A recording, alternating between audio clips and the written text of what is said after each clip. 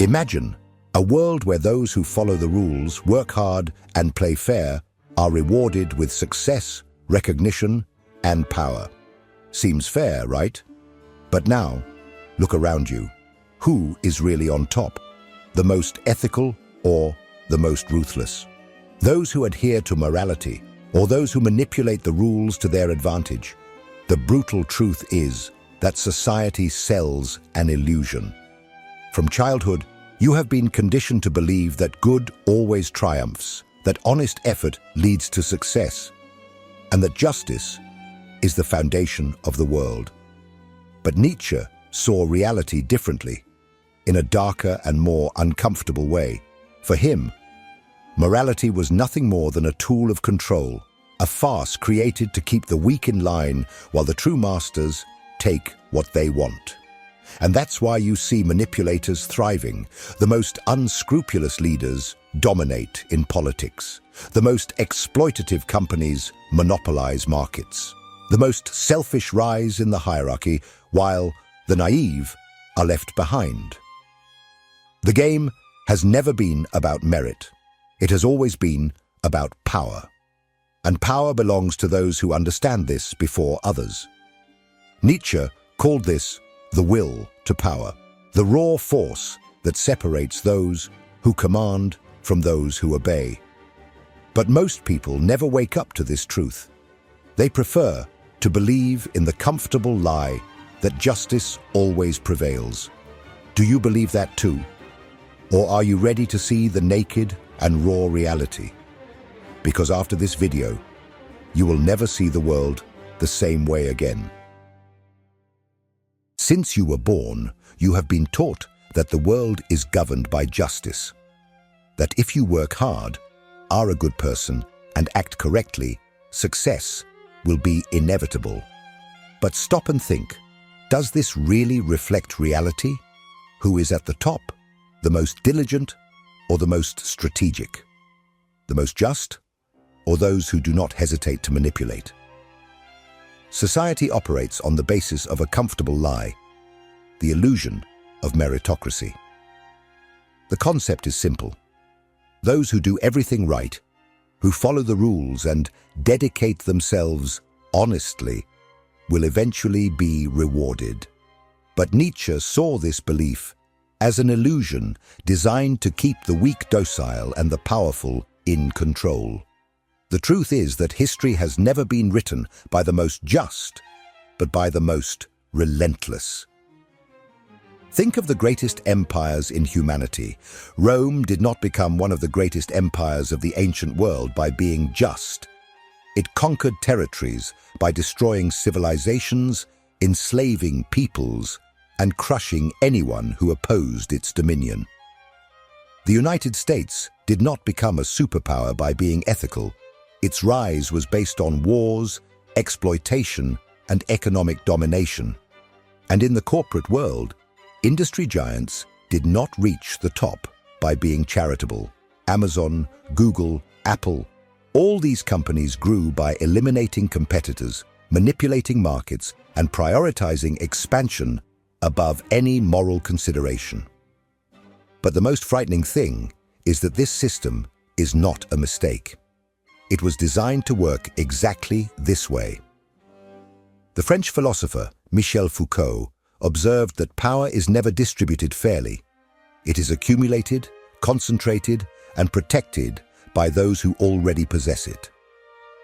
The idea of a just world is a convenient narrative, keeping people believing that success comes from goodness and hard work is the best way to ensure they do not rebel against the true owners of the game. And Nietzsche went even further. He identified that traditional morality, the one that teaches values like humility, sacrifice, and resignation, is not a universal code of conduct. It is a mechanism created by the weak to contain the strong. He called this slave morality, a morality that glorifies submission and demonizes power. Those who follow this morality believe that being ambitious is wrong, that seeking one's own greatness is arrogance, and that challenging the system is immoral. But this mentality only serves to ensure that the true lords of the world remain in command. Meanwhile, those who reject this morality and follow what Nietzsche called master morality are seen as cruel, arrogant, and dangerous. But they are the ones who shape history. They are the ones who do not ask for permission, who impose their will on reality, who create their own rules instead of obeying those imposed by others. They do not wait for justice. They take what they want.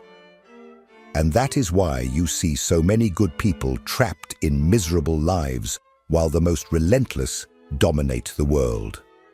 Because while some believe in the rules, others break them. While some wait for recognition, others impose their presence. While some complain about injustice, others take advantage of it. The question that remains is, will you continue to believe in what you were taught? Or are you ready to face the truth? If there is one idea that defines Nietzsche's philosophy, it is the will to power.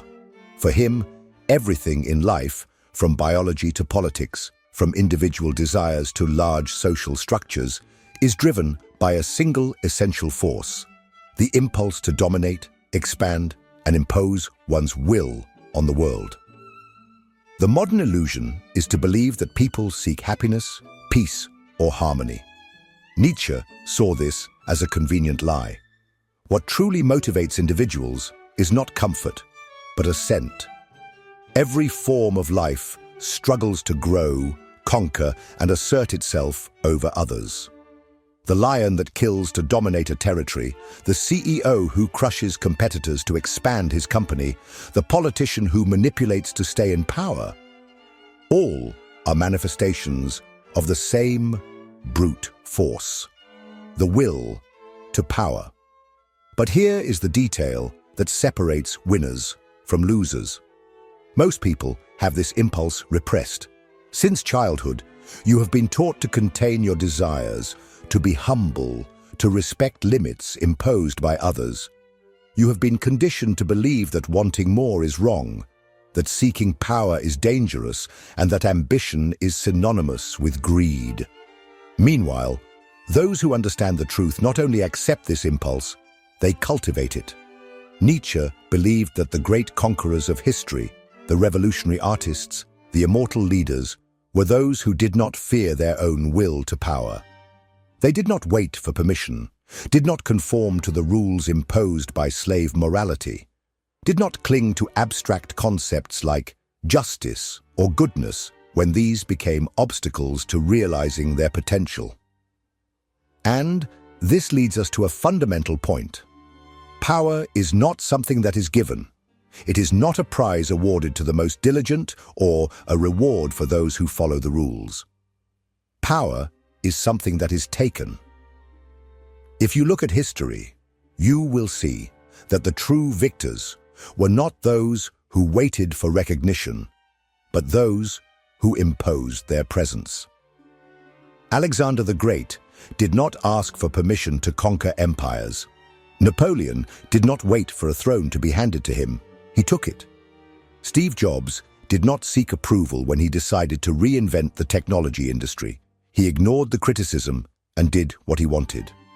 The difference between those who command and those who obey is simple. One understands that the world belongs to those who impose their will. The other believes in the illusion that there is a fair system that will eventually reward him. And this applies to everything. In the workplace, have you noticed that the most dedicated employee is rarely promoted? Meanwhile, the guy who sells himself better, who takes credit, who plays by the rules of power, rises in the hierarchy. In the business world, companies that operate with aggression, strategy, and even manipulation dominate markets, while those that insist on playing fair are crushed by competition. Nietzsche saw this not as a flaw in the system, but as its essence. The world was not made to be fair. It is a battlefield where only those who embrace their will to power can shape reality to their advantage. And here is the truth that few have the courage to face. If you do not impose your own will on the world, someone will do it for you. If you do not define your own values, someone will impose them on you. If you do not play to win, you will merely be a pawn in someone else's game. If there is something that keeps most people trapped in a life of mediocrity, it is the morality imposed by the system. Since childhood, you have been taught to be humble, to avoid conflict, to put others before yourself, to follow the rules. You are told that being good is the path to success, that acting with ethics and kindness will ensure that you will be rewarded in the end. But Nietzsche unmasked this illusion. He realized that traditional morality is not a universal truth. It is a control mechanism created to keep the weak submissive and the strong contained. Think about it. Who defined the rules that say ambition is bad? Who decided that wanting more is selfishness? Who implanted the idea that desiring power is something evil? The answer is simple. Those who are already at the top. The morality that dominates society is what Nietzsche called slave morality. It glorifies submission, obedience, and the renunciation of one's own interests. It teaches that being peaceful is a virtue, that accepting life's difficulties without questioning is a sign of character, that rejecting the desire for power is to be an evolved person. But who really benefits from this morality? Certainly not those who follow these rules. The truth is brutal. This morality was created by the weak to protect themselves from the strong. People without power fear those who have it, so they invent narratives that demonize anyone who tries to ascend. Religious leaders preached for centuries that humility is a virtue, that sacrifice is noble, that accepting your suffering in silence will make you worthy. Meanwhile, they themselves live in luxury and control millions of minds.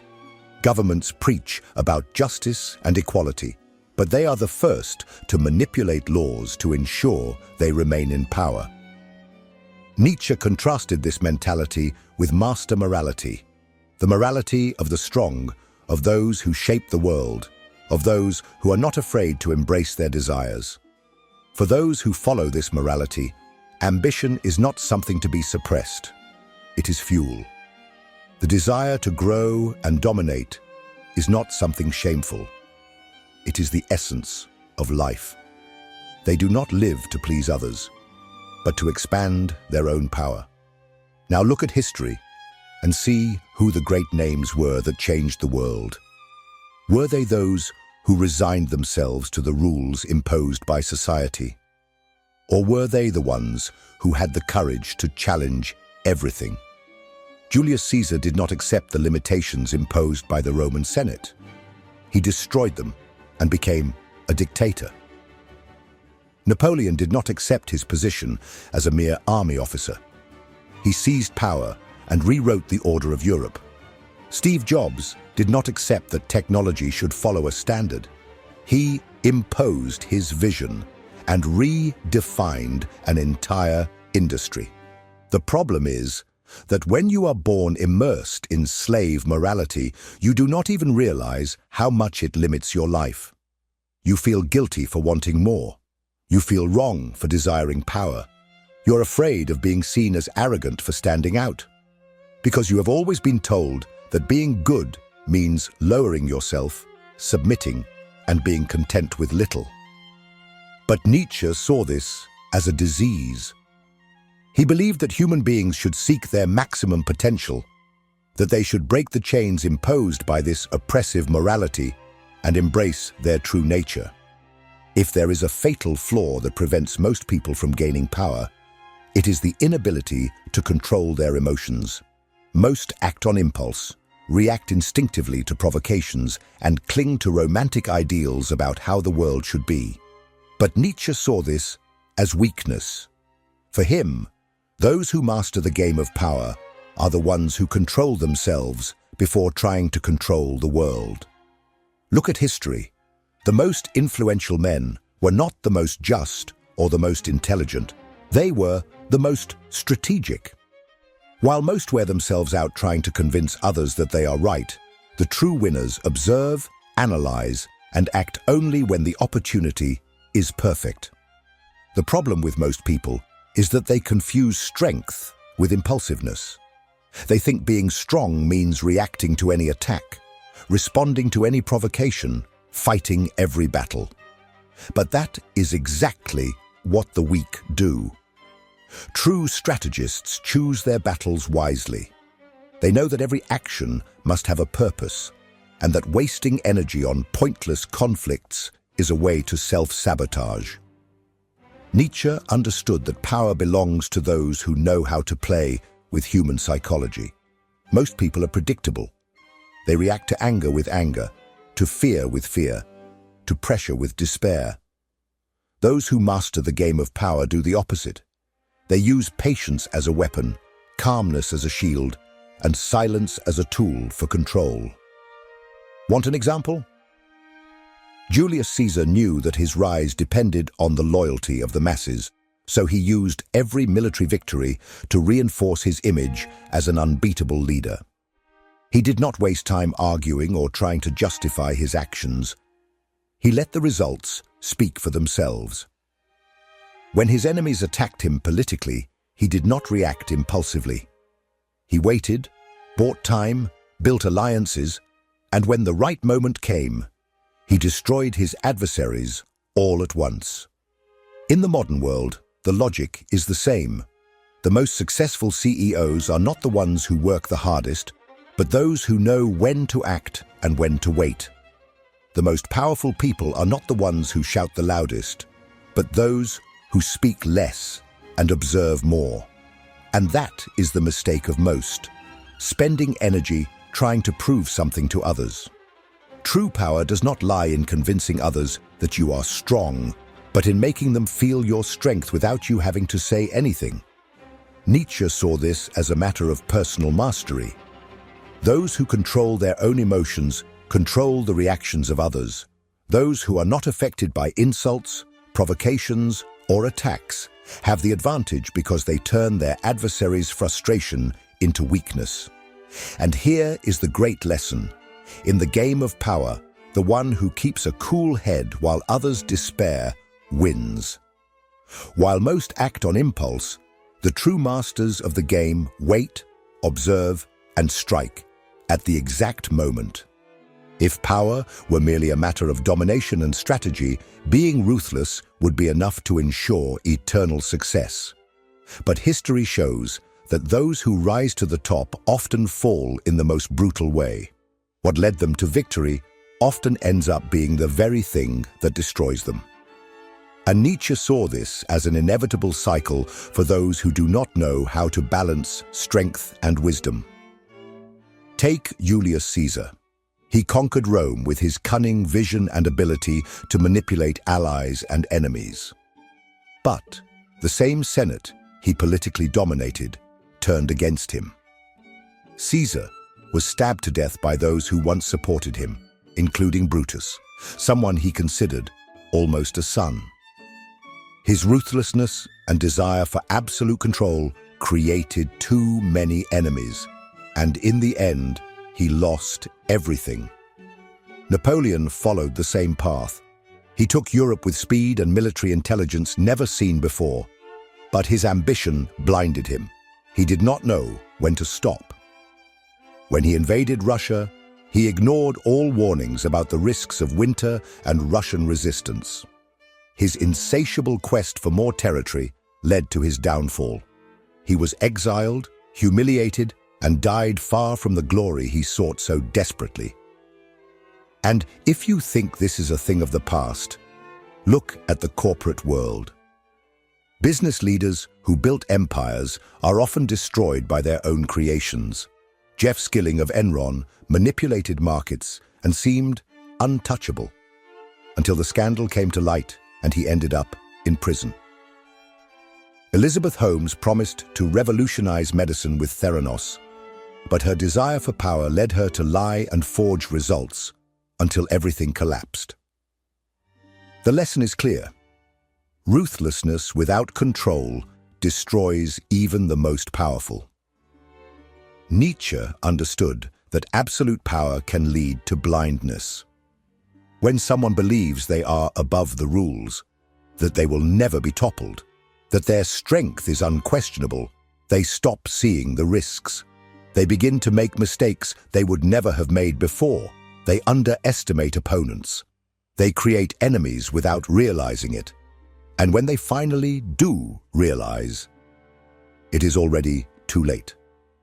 But is there a way to avoid this fall? Yes. And Nietzsche pointed to the answer: balance. A true master of power is not only strong, he is wise. He understands that winning is only half the game. The other half is knowing when to stop, when to consolidate his dominance instead of continuing to expand without limits, when to eliminate enemies and when to turn them into allies. Those who fall are those who confuse power with invincibility. Those who rise and keep rising until the very weight of their arrogance causes them to crumble. At this point, one thing should be clear. The world is not a fairy tale where the most virtuous win. Power does not reward goodness. It rewards strategic intelligence, boldness, and the ability to play by the rules of the game, or rather, to rewrite them when necessary. But does that mean you must abandon all morality? That you need to become an unrelenting tyrant to carve out your space? That is the trap many fall into. Power destroys those who treat it merely as a weapon. Nietzsche never preached blind tyranny. He saw power as an instrument of transformation, a means to forge your own path without becoming a slave to greed or destruction. The true winner is not the one who merely takes power, but the one who knows how to maintain it.